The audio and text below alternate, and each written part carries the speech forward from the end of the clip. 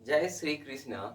आज की इस वीडियो में हम वायुमंडल, मैंने पिछले वीडियो में पढ़ा था, ठीक है, पढ़ाया था आप लोग को, आपको बताया था कि वायुमंडल होता क्या है, ठीक है।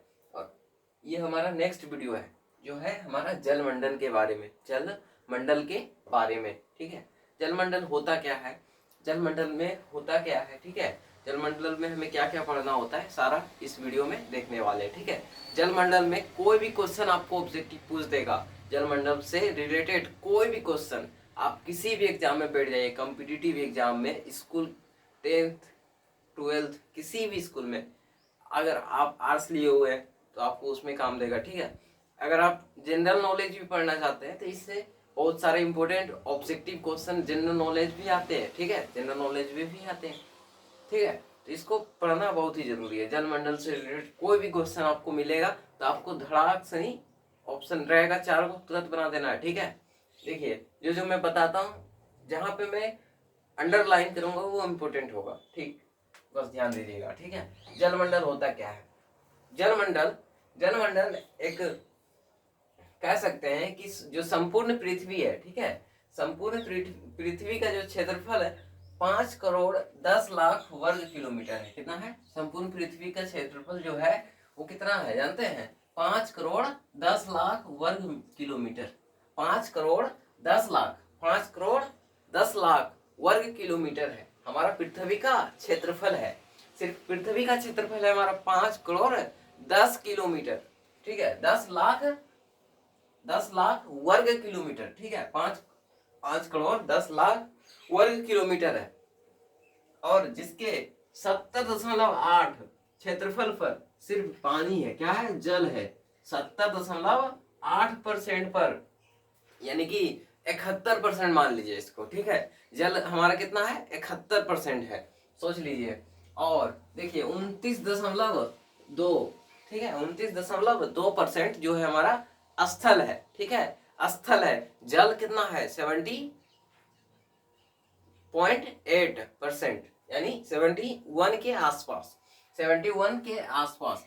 और हमारा स्थल कितना हो गया, स्थल हो गया 29.2, 29.2 हो गया, ठीक है। तो हमारा जो पृथ्वी का क्षेत्रफल है 5 करोड़ 10 लाख वर्ग किलोमीटर है, उसमें से जो हमारा 70.8% जो है सिर्फ जल है, और 29.2% जो है हमारा स्थल है, ठीक। अब देखिए सबसे जो बड़ा महासागर है वो है हमारा प्रशांत महासागर। सबसे बड़ा महासागर जो है प्रशांत महासागर है। यहाँ पे देखिए विश्व में 4 महासागर है, कितना है, 4 महासागर, विश्व में 4 महासागर है, विश्व में 4 महासागर। महासागर की जो औसत गहराई है और क्षेत्रफल है यहाँ पे दर्शाया गया है चारों के चारों का। देखिए पहला है हमारा प्रशांत महासागर, पहला क्या है हमारा प्रशांत महासागर। प्रशांत महासागर का जो औसत गहराई जो मीटर में है वो है 35, मतलब 4572 मीटर, 4572 मीटर। और इसका क्षेत्रफल अगर बोल दे तो 16.57 किलोमीटर करोड़, करोड़ में है, ठीक है, करोड़ में है। और ये जो परसेंटेज के हिसाब से लेगा हमारा 45.70%, ठीक। अब है अटलांटिक या आंध्र, ठीक है, अटलांटिक या आंध्र, ये हमारा 2 नंबर का है, ठीक है, जो कि 3376 मीटर इसकी क्या है, औसत एवरेज, मतलब डेप्थ है इनका, यानी औसत गहराई है। 8.29 इसका क्या हुआ, क्षेत्रफल हो गया किलोमीटर करोड़ में। और इसका परसेंटेज अगर पूछेगा तो 22.83, ठीक। अब हिंद महासागर, हिंद महासागर का जो हमारा औसत गहराई है 4000 है, कितना है, 4000 मीटर।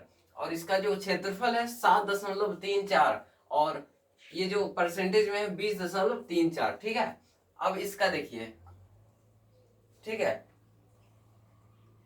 आर्कटिक का, आर्कटिक का हो जाएगा 1260, इसका परसेंटेज हमारा क्षेत्रफल में 1.40, और परसेंटेज में 3.91, ठीक। तो यही था। अब देखिए जो हमारा सबसे बड़ा महासागर है प्रशांत महासागर है, जो पृथ्वी के 1/3 क्षेत्रफल पर, अर्थात इकाई दहाई सैकड़ा हजार 10, इकाई दहाई सैकड़ा हजार 10,000 लाख 10 लाख करोड़, यानी 16 करोड़ 50 लाख इतना वर्ग किलोमीटर पर विस्तृत है। यानी जो प्रशांत महासागर है, हमारा सबसे बड़ा मतलब महासागर क्या है? प्रशांत महासागर, ठीक है। प्रशांत महासागर जो पृथ्वी के 1/3 हिस्सों में है, ठीक है, 1/3 हिस्सों में फैला हुआ है, ठीक। अब देखिए नेक्स्ट, महासागरों के सर्वाधिक ताप जो है सतह पर ही पाया जाता है, जो गहराई की ओर जाने पर कम हो जाता है। महासागरों का जो सर्वाधिक ताप सतह जो होता है, ताप जो है सतह पर ही होता है। मतलब महासागरों का जो सर्वाधिक जो ताप होता है, यानी तापमान, टेम्परेचर, वो सतह पर ज्यादा होता है, ठीक है, सतह पर ज्यादा होता है। गहराई में जाने पर उसका जो ताप होता है वो कम जाता है, ठीक है। मतलब महासागर के तट होगा ना, वहां पे जो सतह होगा उस पे ताप क्या होता है? बहुत ही अधिक होता है। और जब आप उसके गहराई में जाइएगा तो वहां पे क्या होगा? ताप की डेप्थ क्या होगी? कम होगी, ताप का परसेंटेज घट जाता है। फिर है सागरीय जल के भार एवं उसमें घुले हुए पदार्थों के भार के अनुपात को हम क्या कहते हैं? सागरीय लवणता।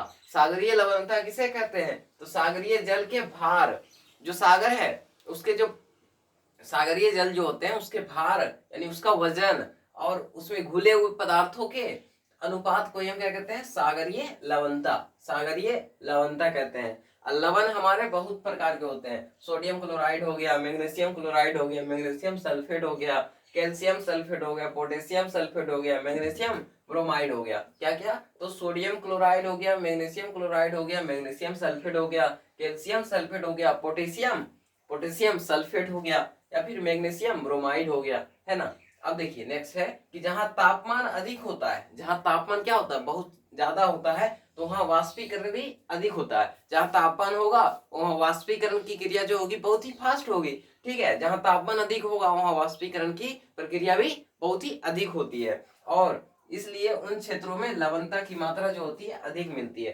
देखिए तापमान जब ज्यादा होगा तो उसमें क्या होगा कि वाष्पीकरण की क्रिया बहुत तेजी से होगी, लवणता का भी मात्रा जो हो जाएगी बहुत ज्यादा हो जाएगी, ठीक है। उसका उसी के हिसाब से तापमान के अधिक होने के बाद उसका वाष्पीकरण भी ज्यादा होता है, और वाष्पीकरण ज्यादा होने के बाद उसका क्या होगा? लवणता की मात्रा भी बढ़ेगी, ठीक है। नेक्स्ट है कि जहां वर्षा अधिक होती है वहां आर्द्रता भी अधिक होता है, और उन क्षेत्रों में लवणता कम पड़ती है। सही बात है, जब वर्षा कम होगी तो उसमें क्या होता है? आर्द्रता भी कम होती है। आर्द्रता भी क्या होती है? देखिए यहाँ पे बोल रहा है जब वर्षा अधिक होती है, ठीक है, वर्षा जब एक्सीड मात्रा में हो जाए तो वहां पे आर्द्रता यानी ह्यूमिडिटी भी तो बहुत होंगे, ठीक है, आर्द्रता भी बहुत हो जाएगी, और उन क्षेत्रों में जब लवणता क्या हो जाएगी? कम जाएगी, सीधी सी बात है ना। अब है जहां नदियां समुद्रों में मिलती है वहां पर लवणता कम होती है। जहां नदियां जो होती है समुद्रों में मिलती है वहां पर लवणता क्या होती है? कम होती है। जहां नदियां समुद्रों में मिलती है वहां पर लवणता भी कम होती है। अब नेक्स्ट है, उस पॉइंट को देखते हैं, ठीक है। नीचे आपको दिख नहीं रहा हो,